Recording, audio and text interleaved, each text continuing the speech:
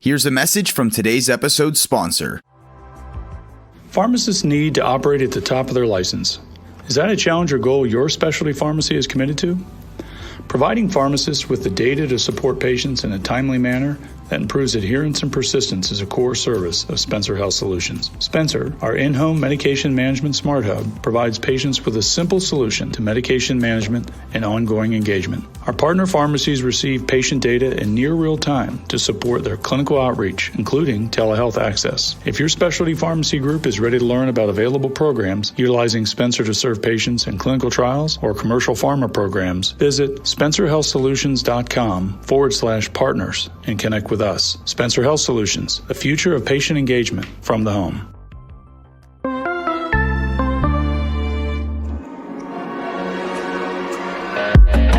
You're listening to the Pharmacy Podcast Network.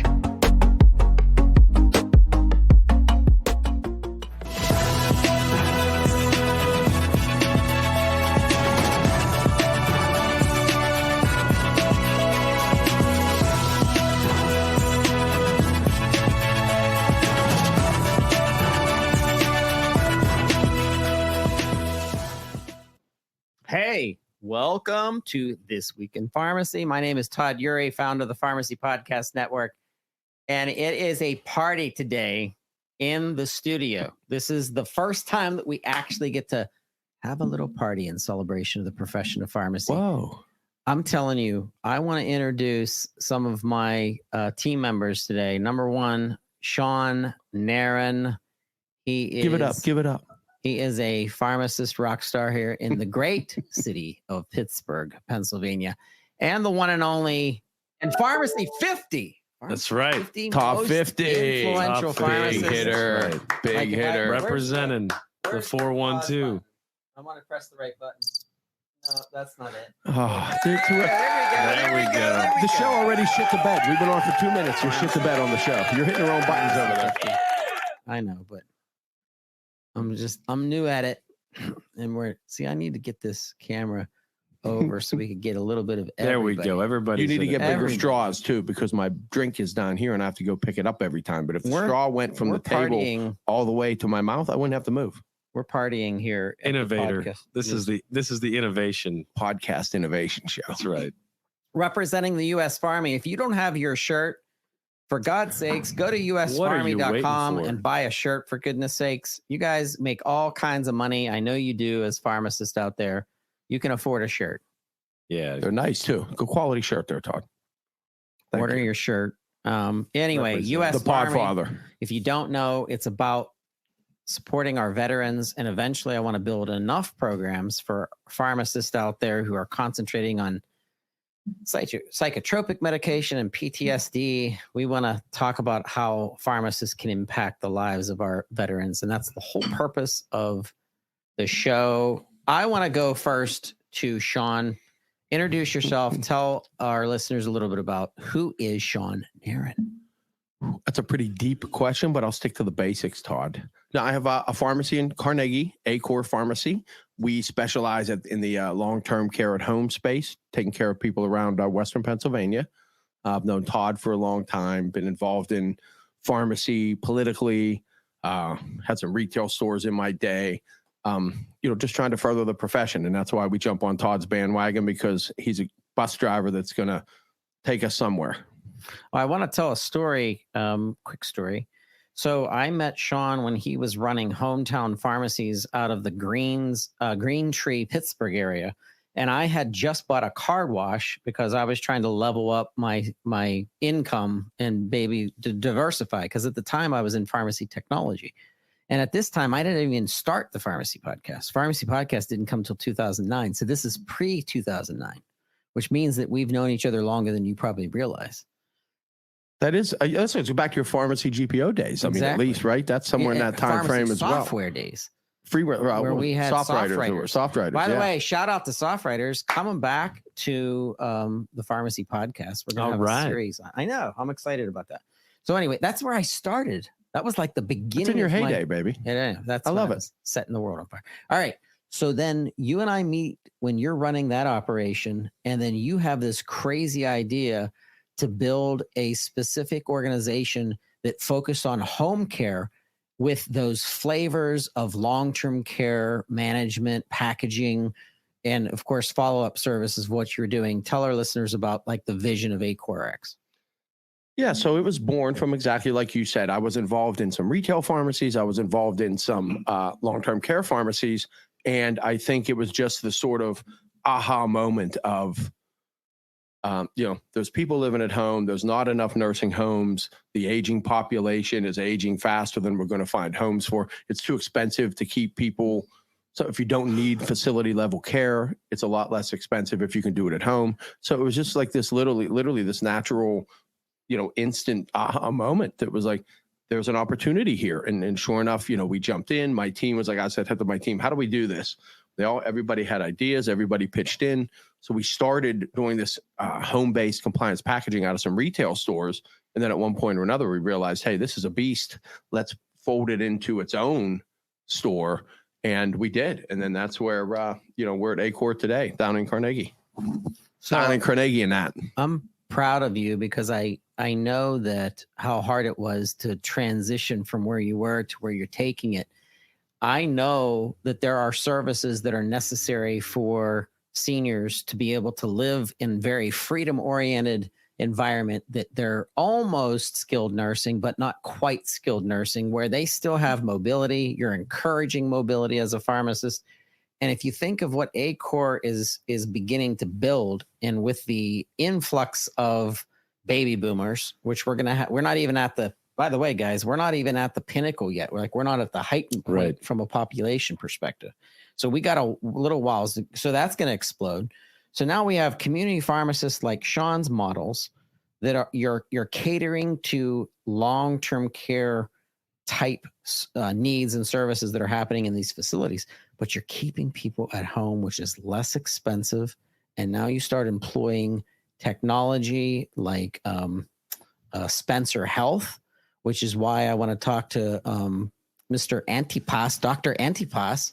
So Perigon 360 comes aboard from a concept of what? That's question number one. Question number two, I want you to talk about the technology that you're employing in order to do more remote patient monitoring, disease state management, monitoring, data collection. Talk to our listeners this week in pharmacy. This is Dr. Chris Antypas, pharmacists 50 most influential leaders and innovators. Yeah, look at that. You won, so I'm proud of you. Yeah, appreciate it. So, yeah, a little bit about what I've got going on. I wear a few different hats over the course of a day and a week. So I've got Asti South Hills Pharmacy, high volume retail pharmacy. I've got a closed door long-term care pharmacy where we're doing skilled nursing, personal care. We're doing some medical at home and really zeroing in, collaborating with Shawn in a few different ways in that regard.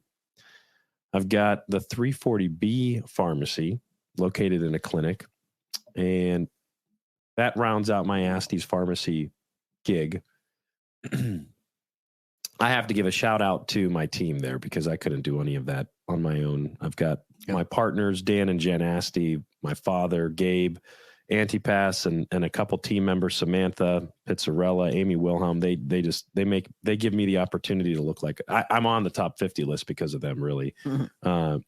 But then, as you pointed out, we've got Perigon Pharmacy, part of Perigon Health, which is a specialty pharmacy that I started 2016, focusing on really trying to compete in the specialty pharmacy space. So 50 state license, dual accredited specialty pharmacy. And then about a year and a half ago, tried to level up our own business in this digital health space, where we recognize that, the world around us is advancing in technology and capabilities, and pharmacy is, for lack of, a better way to put it, they're essentially in the Stone Ages. We're still doing things the same way we were doing it 20 years ago. Isn't that wild? We're still faxing. And so recognizing there's an opportunity to intersect pharmacy and technology and digital, that was really the birth of Perigon, where we brought our company together with really a technology-focused company in the nutritional space. Perigon was born, and now we are, I would welcome challenges to this, but the leader in digital pharmacy, making some partnerships. So we at Perigon have our own technology. We have some devices that we have IP on that we've manufactured, and we're putting in patients' homes to monitor oral medications, using adherence packaging, monitor injectables and inhaled medications. And also we're partnering with other companies that have other devices and bringing them into our dashboard, where clinicians, that could be our pharmacists or nurses or the provider or you name it, has access to this dashboard, where patients can, where the clinical team can help support a patient's medication adherence, but also monitoring their blood pressure, monitoring their weight or otherwise. And that's really where the partnership, we are collaborating with, a company like Spencer that has been focusing on digital health, but bringing that into our ecosystem at Perigon. We've got some exciting things ahead of us, but it's really, it's high time for pharmacy to get into this space, get into digital, do things differently, provide better care for patients. And, I think the rest of the healthcare system is really eager to see what pharmacy can do. And they're looking forward to the benefits that it offers. I agree. I do want to give a shout out to Mr. Tom Rhodes. I've known Tom since his Parata days, where he led Parata to a whole nother level in management of specific conditions, disease states, settings with automation, and then putting together a team at Spencer Health to put technology, dispensing cartridges and technology through strip packaging into the homes of patients across the nation, that now can be used as clinical trials, can be used as follow-up for specific therapies, including specialty pharmacy, and the partnerships that can be built between the data that you have as a care provider, as a pharmacy that's focused on something in specialty, for example. And now you have the ability to tap into partnerships with pharma companies and being able to follow up with that data. Like, that's why this stuff is so important. And that's what I talk about, the evolution of our pharmacy profession today. We're talking about the innovation acceleration that I'm noticing. And guys, I've been here long enough to know. I've been here since 2004, and it wasn't like this.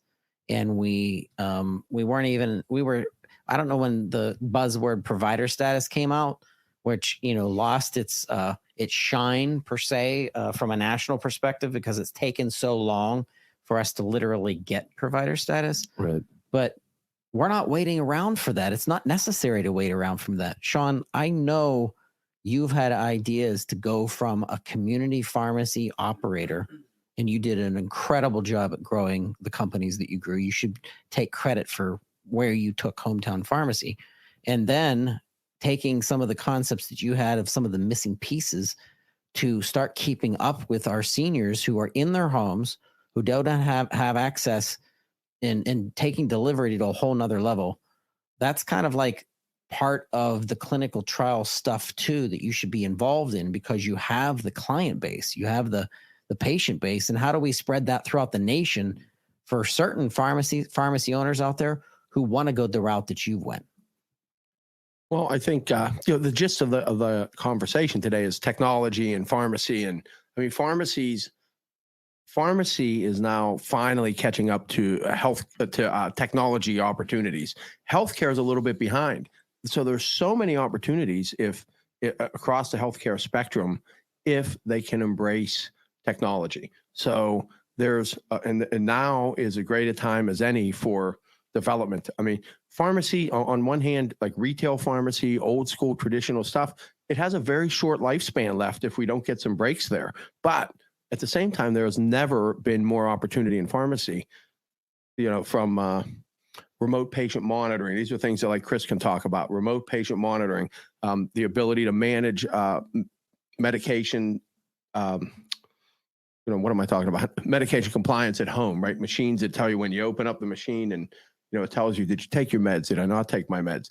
I mean, if we can just find a way to marry all this technology with the traditional base of healthcare, with caring about your patients, I mean, I think we have a solution there that's less expensive, sort of, less invasive in the context of people get to stay at home, people get to get better at home. I mean, when's the last time you heard somebody say, hey, I'd like to go to a nursing home? Exactly. Never. Because it's just, It's restrictive of freedoms, and in many cases, number one, it's not even available anymore. We don't have enough nursing homes throughout the country to keep up with what's about to happen with the reaching the pinnacle of this entire baby boomers demographic. For sure. You're 100% right. And so I think of people like Dr. Scott Chelson. He is leading Baptist Health, public health innovation. And Brandon and Marissa, Dr. Marissa Brooks, and people that are innovating public health from the pharmacist perspective, which doesn't have to have these silos. I've been preaching this for years, between long-term care, specialty, community, micro chain pharmacy. There don't have to be these segregations of pharmacy, and you could literally use FHIR, which is the new API systems to be able to exchange data from pharmacy management system to pharmacy management system, as well as the wearables. There is a group of pharmacists that I talked with at Kroger Health that actually has an incubator of what everyone is talking about right now. And it's all within a grocery store that now has access to what you're buying from your Advantage card. We call it Advantage card at Giant Eagle. Yeah. But kind of like Giant tissue Eagle, or Jello, right? Yeah. This Advantage card is every discount. All card of your out there. purchases. what if, Chris, what if I'm Giant Eagle's, pharmacy V? Are you allowed to say Right. Giant Eagle? I like Giant Eagle. I'm ready. I love Okay. We're now you're allowed. We're enforcing allowed. it. Are we allowed to say We're allowed Giant to Eagle? do whatever Yeah, we because they're want. Pittsburgh. They're Pittsburgh. All right, go ahead. Shout out to Giant Eagle. So they're like, Not hey, a sponsor. I Yeah. want the data. I want the data from the Advantage card to see if they're buying nutritional stuff, vegetables, fruits, special stuff. And if they are, they're going to get more kickbacks on the Giant Eagle Advantage concept. Right. So now you're encouraging your Giant Eagle shoppers to buy certain things that are nutritional based, especially if you're on a specific therapy. Think about this. Yeah. What if you were on a specialty drug that had some kind of nutrition depletion, right? Totally. And all of a sudden you're like, if you buy our fresh spinach on sale today, Giant Eagle packaged spinach, and if you buy a lot of it, Could you imagine if they could integrate all that technology? What if they just shop for you? They created the list for you, right? And so you just walk the stores and buy what's on the list generated by them. And now you're integrating specialty pharmacy technology and drug manufacturing technology into integrative medicine and nutritional based medicine, so that you can start taking advantage of the fusion of where we're all going, because you have all these factions of people. You have the nutritionalists who hate pharma, and then you have, there's a balance, and guess where the balance ends up? It literally ends up. You lost me a couple minutes ago, but keep going, man. With You're on a the roll. pharmacist. You're 100% on a roll. Keep going. With the pharmacist. Well, I think that this is really we're actually seeing today artificial intelligence come into play in healthcare. So another company, I now have another hat that I wear, a chief strategy officer for a company called Pharmacy Marketplace, which is using artificial intelligence to help pharmacies get better visibility into their purchasing. Yeah. And when you think about the capabilities, like what is AI? I mean, when we think of AI, what comes to mind? When you hear AI, what do you think about? High tech movies, like There's state of the art, like there's realistic sci-fi, AI. like sci-fi stuff. And then there's Meantime, you have sci-fi. ChatGPT. You can just say, I don't. give me a term paper on Yeah, right. Todd Urey, and it comes up. Yeah, I think of AI as the more realistic AI, which is like taking a patient is in a specific therapy, and on day 16 of all of the data that we found, temperature went up by 2%. Now AI responds to that and says through the Alexa voice, right? Says, hey, good morning, Shawn. If you feel cold today or you feel hot today, be aware that you can contact your specialty pharmacy or whatever. But that kind of data, that's the future of AI. Yeah, it's really interesting. But I think that, to your point, this whole intelligent, adding nutrition. My sister's a registered dietitian, Natalie. My sister's a dietitian too. Yeah, so we have these conversations about, making good food choices. And I have another sister, Karina, who's a pharmacist, and she's on she is like the food police when it comes to the what we're ingesting. So this whole notion, like a few years ago, you hear organic, what's organic, and Right. does that actually matter? And then when you hear these stories about Roundup, she's essentially through osmosis educated me on glyphosate and these other chemicals, and the foods that we're putting in our body are having an effect on our health. But the example that you gave, where the grocer can use intelligence around your disease to help inform your food. It's like now is time for this. But listen, here's the point of that crossroads. The nexus there is, how do you get the patient to pay attention to that? Right. We can do it all, Because you have access to their phone. if you don't educate the patient enough to get them to understand or to put forth an effort, right? So the pharmacist plays a role, I think, in that. I agree. That's our key role in some, in some They have context. to be the source, because you can't have Dr. Google, and you can't have MSNBC, and you can't have CNN, and you can't have CNN, I can't say it, and you can't have Fox News dictating patient health. Well, pharmacies at the threshold. Totally. I mean, look at PPCN and where we put that, right? I mean, it's literally on the map now. That's come along, right? I mean, clinically, the clinical muscle. I love those people. The clinical muscle of pharmacists is exerted through PPCN, and we're really demonstrates some momentum. The pharmacist's role in all of this, and it's a relationship, it's trust, it's being able to influence behavior. It's merely being able to when Shawn and I, when our phone number shows up on the caller ID, people answer the phone. Part of the biggest challenge we face is engagement and buy-in from the patient. But that is the untapped value of the pharmacist, that is your pharmacist picking up the phone and calling you, someone who you trust and and that knows you, more importantly. It's not just about them. They also know you. They know your story. They know, this is, and this is really where the call to action is to the pharmacists. Expect more from yourself because you have this power, this influence, and we've got to figure out a way to take advantage of that to advance our profession. And, we also have to have this impact factor. Like, we have to be able to make an impact. But I think that's what right? That's the story of PPCN, right? For sure. We're going to engage our patients full tilt to make them better. They're going to appreciate what we do. They're going to bond with us. They're going to share our audiences. They're going to share with us. They're going to refer our pharmacies to their friends. There's 20% of the people out there that cost 80% of the healthcare dollars, and they just need a higher level of care.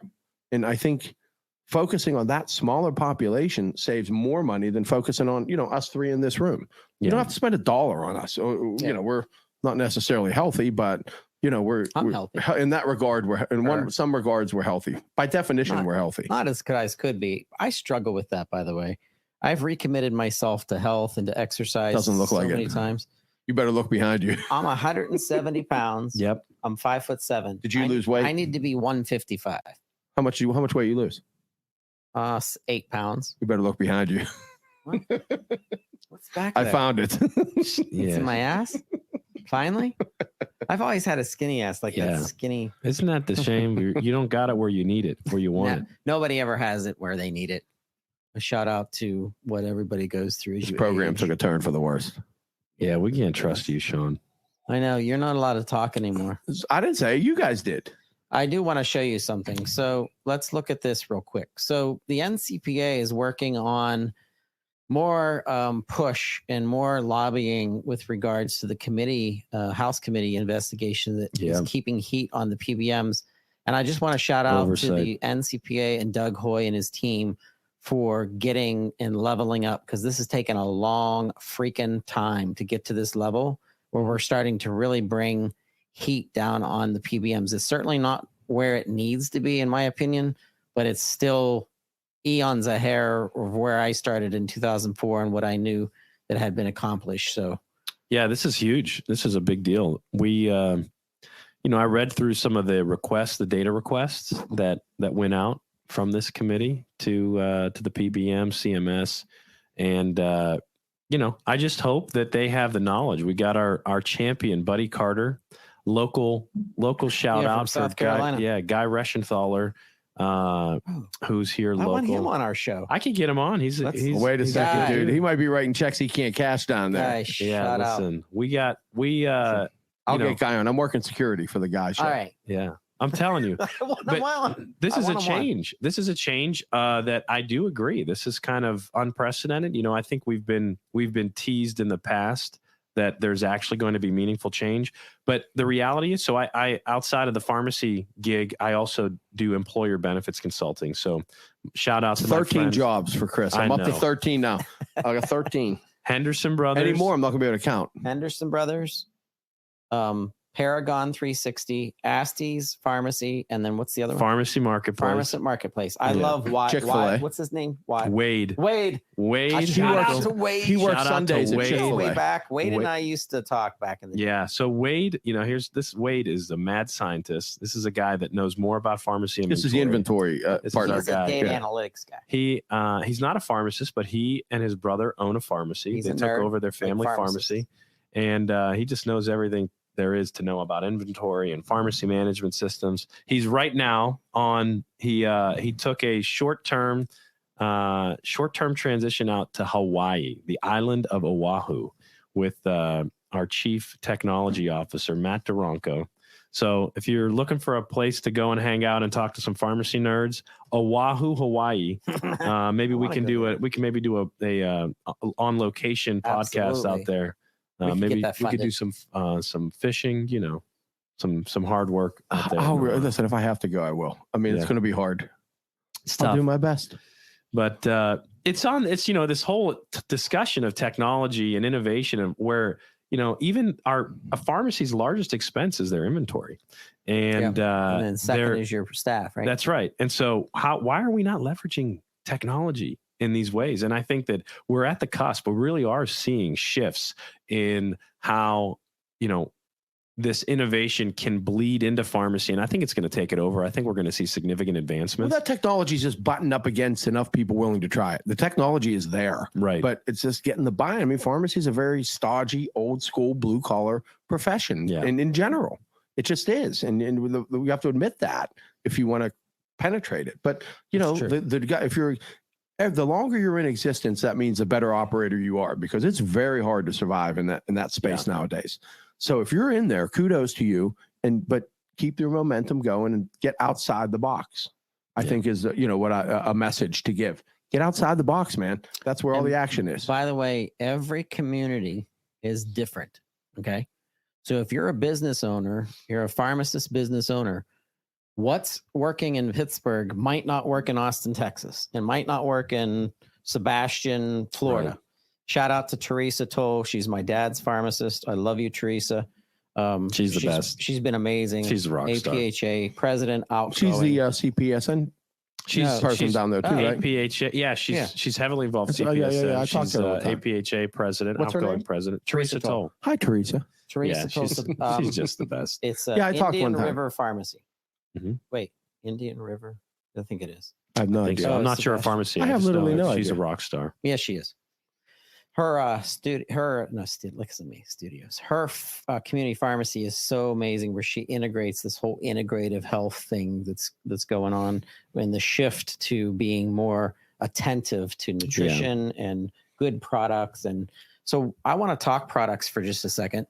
What products are you guys using right now that really stand out to you, that you're selling in the home environment care world for Shawn, but then in your environment, are you Asty's? Are you guys capitalizing on quality, supplements and stuff like that? I would say that at Asty's, we haven't put a focus on quality supplements. Frankly, it's one of those things where, we have enough excuses to be distracted and busy with other things. We've really zeroed in on services. We're growing. We see a tremendous opportunity in some direct to employer activities. So, contracting directly with employers. I'm in a unique situation in that I advise employers. So I have a perspective on employer-sponsored plans and self-funded plans and what they're looking for and what they need. So we've done some activities in that regard. But I definitely know of some pharmacies that are killing it as it relates to identifying their niche of selling products in home. supplements. Compounding, right? You guys do compounding. We do too. compounding. Compounding's big too in that space. I don't do it because I'm a prima donna and I don't want to get my hands dirty. But What about like non-hood compounding? Yeah, non-sterile. I mean, yeah. Listen, there's opportunities there. I'm just, like I said, I would just, I kind of stay in my lane for the time being because I have such opportunity just within my wheelhouse. Maybe you farm it out to I'm somebody. reluctant to get too far ahead of my skis, with other stuff. Farm it out. Because we have some big opportunities. Yeah, I think this is really what I would boil this down to is, we're talking about, and I think, we want to hit on some key points that we want to address here. We could just talk all day, just socially and strategize. But one of the biggest issues I think that are facing pharmacy owners, I'd love to, hear feedback from this is, I think that when you look at the successful pharmacy owners, entrepreneurs, a lot of them have found a way to step away from the bench, found a way to step away from filling prescriptions, because it's actually it takes a lot of effort to think strategically. And then once you have a strategy you want to pursue, actually figuring it out. How are we going to do it? If it's a supplement brand, if it's a particular niche, like, taking care of folks at home, and it's really challenging. What Shawn does on a daily basis, taking care of the patients that he serves, it is wrought with challenges. Just coordinating logistics of delivery is a big undertaking. It takes a lot of brain power to figure that out. And shout out to Beeline. Oh, Beeline. Shout out to Beeline. We do. We got the King B. Louis. Lou. Just coordinating delivery is a challenge.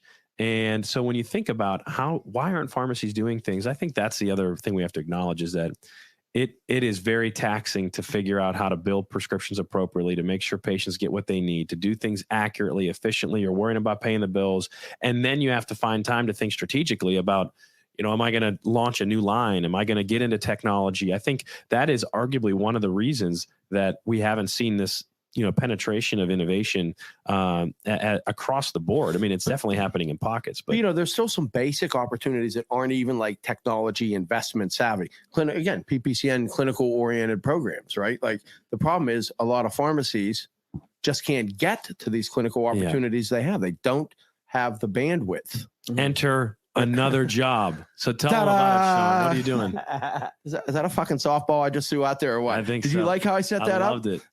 That's on a tee, baby. No, so Chris and I, a couple other guys, Luke Shoemaker, we started a clinical company, Architect Health. What that's designed to do is to reach the pharmacist that owns a pharmacy that doesn't have the bandwidth to get to all his clinical opportunities that he has. PPCN, there's opportunities all over the place. Outcomes, opportunities all over the place. And these things are just going to get greater and greater. A lot of health plans have direct opportunities. So, what our goal is, Luke's job as the CEO of the company or COO of the company is to go to these pharmacists out there and say, hey, man, if you can't get to these, we have solutions for you. We can help you build out your clinical network. Essentially no risk, time, or effort to you. We're going to do it for you. Do a little rev share or so. Whatever we can. Whatever sort of agreements we can get to. That's right. With these operators and be that clinical piece, because we're given these opportunities. But if we don't perform, the health plans aren't going to keep giving them to us. We have a finite window to show them that we can do it. They're giving them to us. We need to do them. Yep. And we want to infuse opportunities like remote monitoring. I'm telling you, if pharmacies don't get on remote monitoring, this train is going to pass us. Hold on a second. Let me ask you guys a question. So there's a bunch of these transparent PBMs who are the smaller PBMs, Capital RX and True Benefits and ACORx. Shout out to the Fields family that I've been friends with for years, who taught me about PBMs. So let's pretend you take Capital RX, for example. If they started covering a benefit for their families, their covered lives in the realm of a fee for monitoring, a fee for technology usage, a fee for, Spencer Health, systems. Yeah.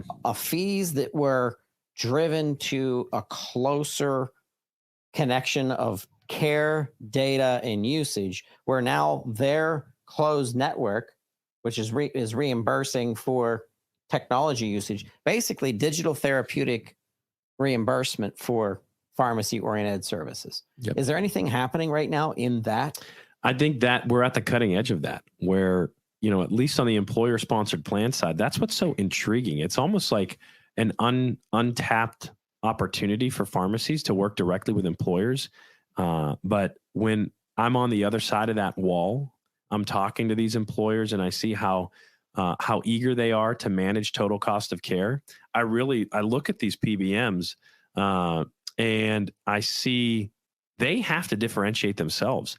And I think that pharmacy, community pharmacy in particular, is a way for PBMs that are selling to employers to bring value-added solutions to them to address something like total cost of care. I think adherence packaging is in that. But when you think about remote monitoring and technology, these are the individuals that are the working class folks. These are folks between the ages of 20 and 50 primarily. And they are really interested in using technology. And so I think that there's absolutely an opportunity. I'm at Perigon. We're engaging with some employers on doing. There has to be a shift, Chris, in the way everybody thinks, right? Totally. I mean, like you said, the technology exists. Healthcare just hasn't caught up to the technology. Right. Healthcare is, again, stodgy, old school, siloed, but the technology exists. I mean, we can help. Chris can go to all these companies that he represents and say, here's a total package of healthcare for you that kind of is proactive instead of reactive, right? We forever were like, hey, you don't treat anybody till they're sick. Now, if you can get ahead of the curve and treat them a little more before they get sick, you can prolong everything and save money, which is the end game. That's it. Yep. It's all about the dollars, Todd. Everybody follow the dollars. Pharmacy is at the center of it. Yes. Okay. This is what I preach. This is when I'm out there advising and counseling and, and engaging with these plan sponsors. It's, you're concerned about chronic disease, right? The chronic diseases that are driving the cost in this country: diabetes, cholesterol, high cholesterol, hypertension. Just put that in the bucket of cardiovascular disease. Yep. You've got asthma, COPD. You've got mental health, depression, anxiety, etc. All of those conditions, what are they managed with? They're managed with medications. Medications. And I'll tell you what, too. A lot of those ones that you just mentioned, you can do with the old $4 drug list. It doesn't require you can treat those disease drugs. states. But the reality is, people are not taking their drugs. Number one, they're not using them 100%. appropriately. And the pharmacist, with or without the technology, the pharmacist has a huge impact. But when you infuse things like your adherence packaging, Shawn, when you infuse things like technology to monitor the doses and send text messages or push notifications when you miss a dose to just give you that little nudge, that what we call a digital nudge. Don't forget. We can influence, and we can influence in a big way that matters to those companies that are spending all of this money on healthcare. Yep. Pharmacy, we have to take advantage of this. It's a critical inflection point for our entire profession, frankly. Yeah, there's never been more opportunity. As rough as it is in the traditional role, there's never been more opportunity in the industry as a space. So I want to shift gears because this is kind of like a boomerang, or not a boomerang. It's a little shift, right? Yeah. So let's talk about Kyle McCormick. Okay. Yeah. This guy Who's he? is, all right, hold on a second. So this guy is a freaking Lone Ranger, right? He's a rock star. He wins something in pharmacy school. I think he was like a part of he competed in something. He develops like ideas around new pharmacy models. I think it was the Achieving Independence competition. Yeah. He competed and came up with a business model. Yep. And so this guy says, all right, that's it. I'm implementing it. He literally puts his literal career and his whole income on this concept of, I'm going to become a club pharmacy. I'm going to charge cash and cost plus the whole, PBM model. Yeah. Mark Cuban stole his idea. Mark Cuban doesn't understand. Stole his idea. But listen, Mark Cuban, it's not him. Say it's it with Dr. me, Todd. Alex. Mark Cuban. No, it's Dr. Alex. You're not going to say it. Dr. Alex had the original idea. I disagree. And Dr. Alex is his My CEO. money's on Kyle. It's his CEO. And nobody recognized, because he lived in Pittsburgh and he wouldn't have a publicist like me. If he would have had a publicist like me, I'd have had his name out there by now. Right. Sure. So anyway, now Blueberry Pharmacy's rising. he's building other blueberry pharmacies throughout the nation. It's going to be like its own little network. So where does this concept of more control in healthcare dollar spend at a local level, which now you bring in the PPCNs and the CPSNs to a closer element of patient care, because now you have cash payers that get to control everything. Well, I'll tell you, the smartest thing that Kyle told me out of his motto is, think about the insurance industry, regardless of what you're talking about. You don't use your car insurance until you're in a wreck, right? Yep. That's what insurance is for. So your day-to-day prescriptions of staying healthy shouldn't necessarily be covered by insurance. That's just your day-to-day expenses. You insure the catastrophe. Yeah. Other than that, you pay for you pay for your car to get fixed. You pay for the oil. You pay for the brakes. Yep. If you're in an accident, you turn it into insurance. Medicine is your day-to-day routine. So on the generic side, I mean, you could treat probably 90% of the illnesses out there with, drugs $20 and under. And that's what Kyle's saying is, don't even insure this part. Just pay for it. That'll lower the cost across the system. Yeah, that's his one of the great examples he gives. I love that. You have a vehicle, you don't use your car insurance on your oil change, because it's a predictable, manageable. I repeat that story all the time, and I never give him credit, but I will from now on. I did today. Yeah, you did. But I do think that it's the only area where I think there's opportunity to just maybe further innovate and address is the reality that there are some conditions, diabetes, being one of them, where there are some innovative brand name drugs, and you want to be able to round it out. And I do see, there is value. Patients are paying him cash for prescriptions that they might otherwise be able to use their insurance. And, in a lot of cases, he's actually less expensive than their insurance. But for sure, in some cases, he can't address the entire population that don't actually pay for their meds. You're thinking of the Medicaid, the Medicaid population and others. And it's a shame because of the value that we know he brings and what we know other community pharmacists like him bring. But I'm really, I see a definite future for that model. I would say too, that one of my goals is to find a way to get that model in a direct contracted scenario where you have an employer with an employer that says, listen, we're going to circumvent this whole system that is kind of rigged against us. I do know that there are PBMs that are doing it the right way. So I kind of sit on the fence as it relates to, I'm not a pharmacy owner that is down with PBMs. I'm down with bad PBMs, and I'm up with good PBMs. Sure. Exactly. But that's fair. I don't know. I love what Kyle's doing. I think I think there's room for it. Yeah, I think there's room for it. And absolutely. I think it's going to put pressure on PBMs. For sure. I mean, they think he's small business now, but then Mark Cuban steps in and kind of starts to he's got the attention. And Kyle is, he has a consulting gig, Cost Plus Pharmacy, and they are in their Cost Plus pharmacies popping up all over the country. Right. And I do see it proliferate. I'd like to see Mark Cuban team up with independent pharmacies. He wants to. And ship stuff. But he needs in other words, ship the drugs, not to the patient's home, but ship them to the independent pharmacy in their neighborhood. Yeah. Come on the show, and then Mark we Cuban. do the counseling. We do the stuff. We get paid some dollars for the counseling aspect. There's a way. I mean, there's a huge opportunity. There's 20,000+ independent pharmacies. I got to cut you guys off now. No, man, I can't do that. We're out of time. I can't believe we're at time, dude. Right, you guys. You told me are this you guys coming back? I thought this was the. I'm coming. I thought back. this was TWIRx XL. It had extra time in it. No, we got to stick to the plan. We're coming back. Yeah, I want you both back. I will appreciate you. That's what my wife says. We're going to be talking with Christina Fontana. She means just Dr. me, not Fontana, me and Chris. Here in just a second. We're going to be talking about healers and healthcare, and basically it's a conference coming out of Cincinnati, and Christina has organized this. PPN is going. We're going to be their media sponsor, and you guys are invited. It's going to be a party of a lifetime called Pharmapalooza. So I'm in. Count me in. We're going to come back. Listen, we're going to come back for the Pharmacy Shark Tank competition. Do it. Yeah, we're going to do that. Pharmacy Shark Tank. Pharmacy Shark Tank coming at you this spring. Hey, on This Week in Pharmacy, now I'd like to introduce a personal friend of mine, a fellow Pittsburgher, a Yinzer. You don't know what Yinzer is, look it up, hashtag. It's the one and only Dr. Christina Fontana, the founder of Elevate Entrepreneurial Academy. But more importantly, today we're talking about healers in healthcare I'm on fire about this event, Christina. So say hello to the This Week in Pharmacy listeners. It's so good to have you here.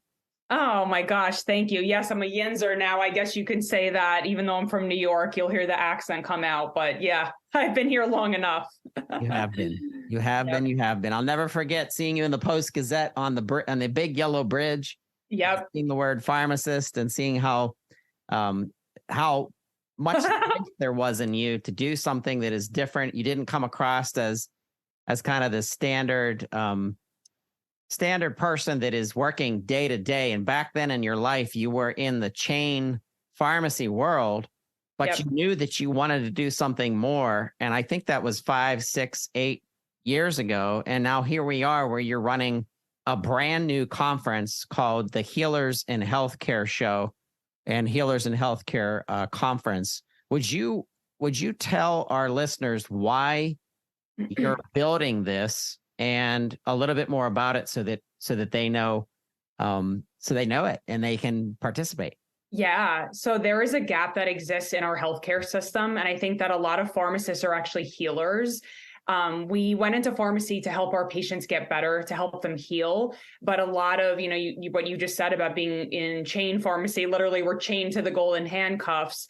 We're not really able to have that time, that presence, the depth of being able to help our patients actually heal and have those long-term conversations where we can begin to help them with their behavioral change and coming off medications and looking at lifestyle change. And so my goal is to really help empower the healer in healthcare, pharmacists who are looking to get into specialties like functional medicine or pharmacogenomics or holistic healing or herbalism.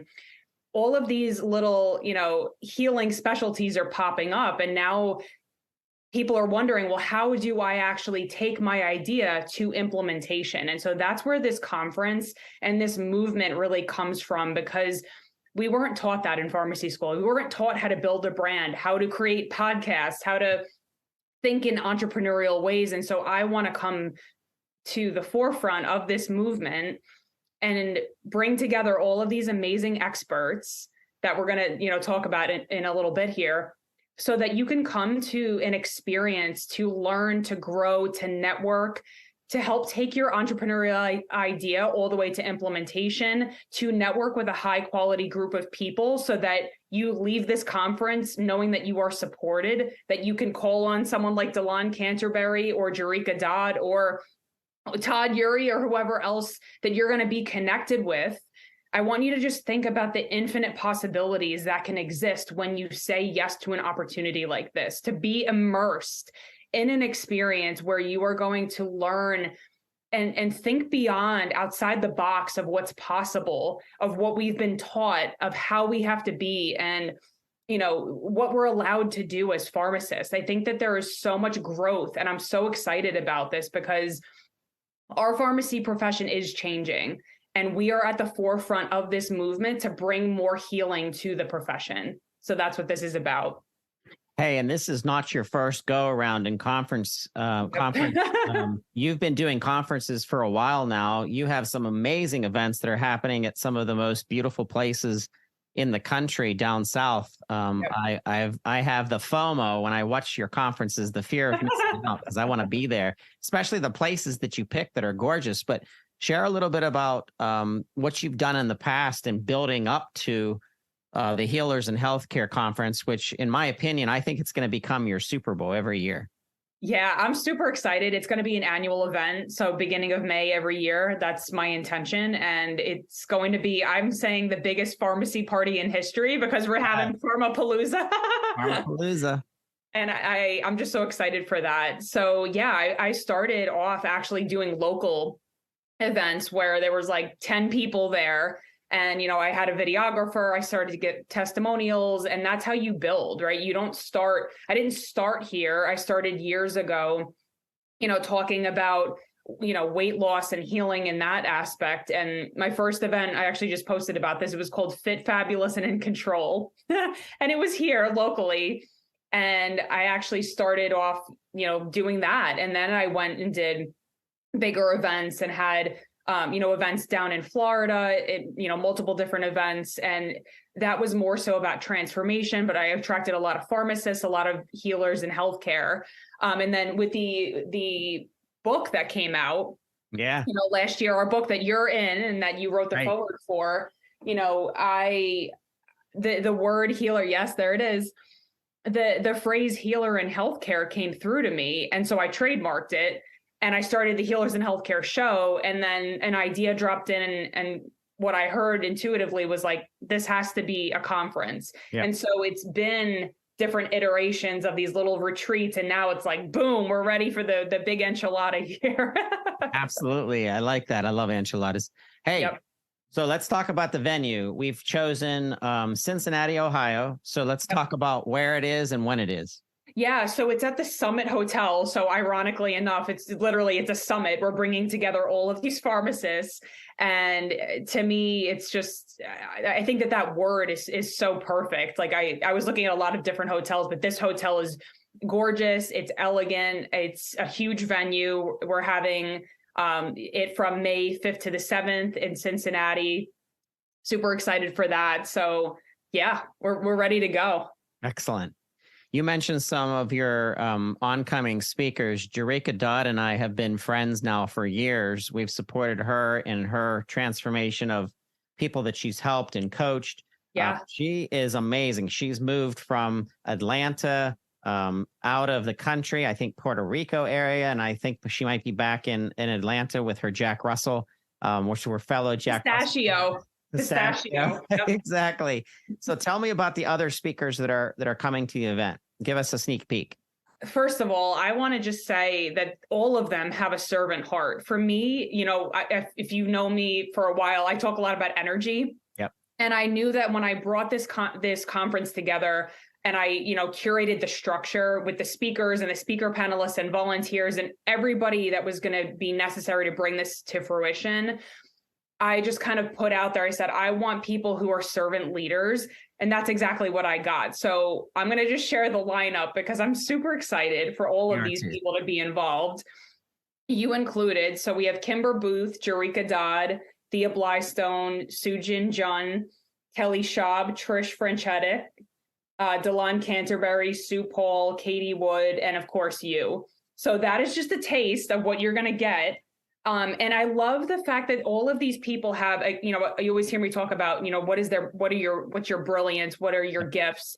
They all bring such a unique flavor and personality and, really niche in pharmacy. So we have remote patient monitoring, entrepreneurship, functional medicine, patient advocacy, hormonal balancing, entrepreneurship, geriatric deprescribing, fertility. I mean, there's so many different things that you're going to learn at this conference from all of these experts. And Todd's pulling up the landing page right now, where you were, to show all of them. But what I love about this is that, you're not just coming to learn from me, you're learning from all of these other people. So if you're interested in hormonal balancing, I want you to go talk to Kelly Schaub. If you're interested in something else, like go network and connect and form those relationships. That's the whole point, is creating this network of people that are going to support you and be there with you, because we all know entrepreneurship can feel really isolating. So this is going to really connect you to a diverse, high quality group of people that are going to love and support you the whole way through. Yeah, I want to make another example. So home care is expanding, right? And we know that there's not enough nursing homes throughout the country to get ready for what's happening through the baby boomer demographic. Dr. Delon Canterbury has taught pharmacists now for years how to deprescribe and start to integrate holistic medicine and follow-up and counseling and building a business around our seniors outside of the traditional long-term care pharmacy, which, is more about that skilled nursing or more about the assisted living center. How many people are in their homes, Christina, that can't afford to go to possibly one of those facilities, and or those facilities are not available? There's just not enough beds in America to prepare for some of these people. What Delon is doing is more than just status quo. He's actually dedicated to making people feel better so they're more mobile and they live a more freedom-driven life. And I can't imagine a pharmacist out there that wants to build a consultancy kind of linking up with him and learning that side of it, as well as the other 6 to 12 different subject matter experts that you're bringing. But that's what Healers in Healthcare is about. Exactly. And I'm getting chills as you're talking about that, because first of all, you could be a spokesperson for Delon right now. Like if he's listening to this, he's awesome. I just met him and he's, oh my God, talk about a servant heart. But yeah, exactly. It's, the power of what we're going to do at this event is so beyond anything that I could do by myself. And so that's what I get excited about, is bringing us all together, and we can grow and exponentially. And so that is what this movement is about. It's this creation of, we're all in this together. How can we transform healthcare and create this domino effect? And that's what's really exciting. Healers in Healthcare, Cincinnati. What's the dates again? May 5th to the 7th. May 5th through the 7th.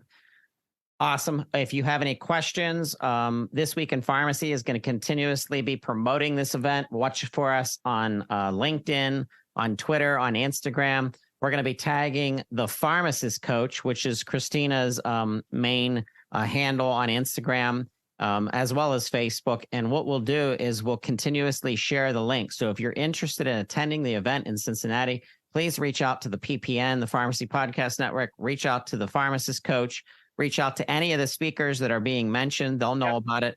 But come together, be a part of this. We got to heal each other first and prepare each other first for what's coming. Christina, we are in a very interesting part of history in the pharmacy profession. We're in a transformational stage where there's a lot of naysayers out there that you and I both come across way too many times.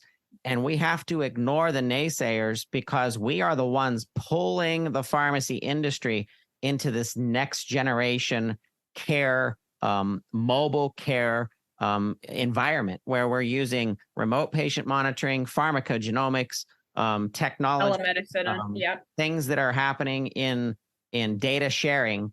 And we're positioning the pharmacist to grab the treatment ball from the quarterback, from the physician, and then running with it to the goal line to sustain and make people feel better and make people live better. And that, I think it all starts with Healers in Healthcare. So I'm thrilled to be a part of this. Yes. Thank you so much. Yeah, look, you're the perfect spokesperson for me too.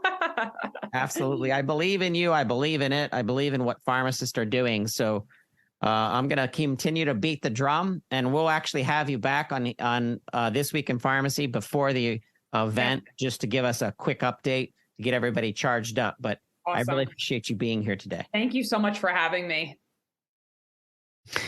Hey, I want to just give a shout out to Shawn and Chris for coming down from Upper closer to Pittsburgh. They're probably about an hour away.